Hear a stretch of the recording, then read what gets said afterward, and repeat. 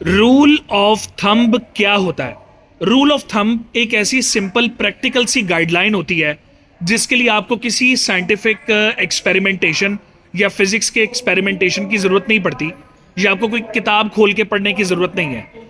ये ज़ुबान ज़द-ए-आम भी होता है और जनरली एक्सेप्टेबल होता है, और पूरी दुनिया उसको जनरली एक्सेप्ट करके चल रही होती है। अब आपको एक रूल ऑफ थंब बताऊं जो आपने हमेशा याद रखना है जूतों को लेकर। वो ये है कि कोई भी ट्रेनर या जूता जो रनिंग कैटेगरी से बिलोंग करता हो, वॉकिंग कैटेगरी से बिलोंग करता हो, उसकी जो इस्तेमाल करने की किलोमीटर रेंज है ना, वो 500 से 800 किलोमीटर है। मतलब यह है कि 500 से 800 किलोमीटर अगर आपने उसके अंदर चल लिया है तो उसकी शेल्फ लाइफ अब खत्म हो गई है। अब आपको उस जूते को चेंज करना चाहिए। अगर आप चेंज नहीं करेंगे तो उसकी शॉक एब्जॉर्प्शन मुतासिर हो जाएगी। उसका एंगल, जो आपका जो बोन स्ट्रक्चर है ना, और जो आपके प्रेशर पॉइंट्स हैं, वो फॉर्म के ऊपर जहां पर पड़ते हैं ना, वो मिस अलाइन हो जाएंगे।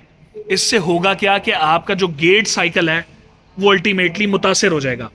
इसीलिए मैंने अपनी पुरानी वीडियोस में भी आपको बताया कि शू रोटेशन के रूल को फॉलो किया करें। 2 दिन एक जूता पहन लिया, तीसरे दिन कोई और जूता पहन लिया, चौथे दिन फिर पिछले वाला पहन लिया। 2 या 3 जूते अपनी कलेक्शन में लाजमी रखें। अब हमारे कस्टमर हैं मौजम भाई, more like a customer, sorry, more like a brother to me. उन्होंने मुझे अपना शेयर किया डायबिटीज़ का जर्नी। उन्होंने मुझे बताया कि उजैर भाई, मेरी 11.8 डायबिटीज़ डायग्नोस हुई, और फिर हमने ओकोसेम, मैंने उनको सजेस्ट किया उस टाइम पे उनके वज़न को देखते हुए, क्योंकि उनको चंकी सोल रिक्वायर्ड थी। तो ये वीडियो बनाने का मकसद यह है कि रूल ऑफ थंब याद रखें। इस वीडियो को देखने से पहले के फतवे लगें तो रिसर्च करके जो है ना, वो आपने कोई भी गुफ्तगू या कमेंट करना है। इनकी वीडियो देखें, इनसे इंस्पिरेशन हासिल करें, और अब इनकी जो डायबिटीज़ है वो नॉर्मल पे है, 5.5 पे, अल्हम्दुलिल्लाह अल्हम्दुलिल्लाह, और he is going very good अल्हम्दुलिल्लाह। और आप इनको भी अप्रिशिएट कीजिएगा और इनसे इंस्पिरेशन लीजिएगा। मैं साथ ही वीडियो अटैच कर रहा हूँ, मुलाहिजा कीजिए। अस्सलाम वालेकुम उज़ैर भाई, आपका बहुत बहुत शुक्रिया। ये आपके शूज़ और ये आपकी सजेशन पे मैंने ये थे, और अल्हम्दुलिल्लाह अल्हम्दुलिल्लाह मैंने बहुत अच्छे तरीके से इन्हें यूटिलाइज़ किया है। ये लग रहा होगा कि कोई 3 साल पुराने शूज़ हैं, बिल्कुल ऐसा नहीं है।